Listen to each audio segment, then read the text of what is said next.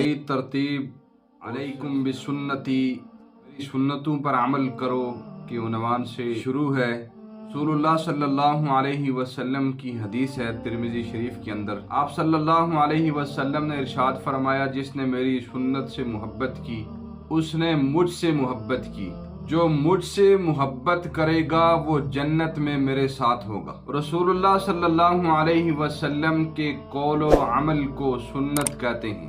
जो चीज़ रसूलुल्लाह सल्लम के कौल से साबित है, आपके अमल से साबित है, उसे सुन्नत कहते हैं। फिर सुन्नत की कई किस्में हैं।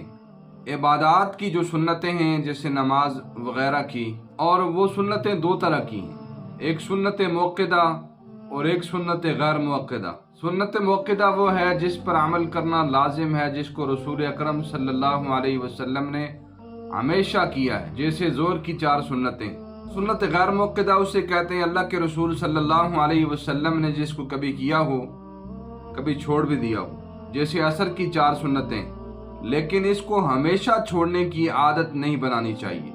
सुन्नत मुअक्कदा हमेशा पढ़नी है, गैर मुअक्कदा कभी कभार छूट जाए तो कोई हर्ज नहीं। और ऐसे ही आप सल्लल्लाहु अलैहि वसल्लम के आदात, अखलाक, लिबास, सोना, जागना, खाना पीना के हवाले से जो सुन्नतें हैं उन पर अभी अमल करना चाहिए।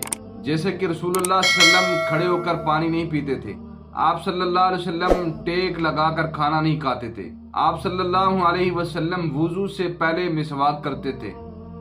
ये रसूल अकरम सल्लल्लाहु अलैहि वसल्लम की सुन्नतें हैं। ये वो चीज़ें जो सुन्नत से साबित हैं। और फिर इस सुन्नत के अंदर आगे बहुत सारी तफसील है। सुन्नत लाजिमा है,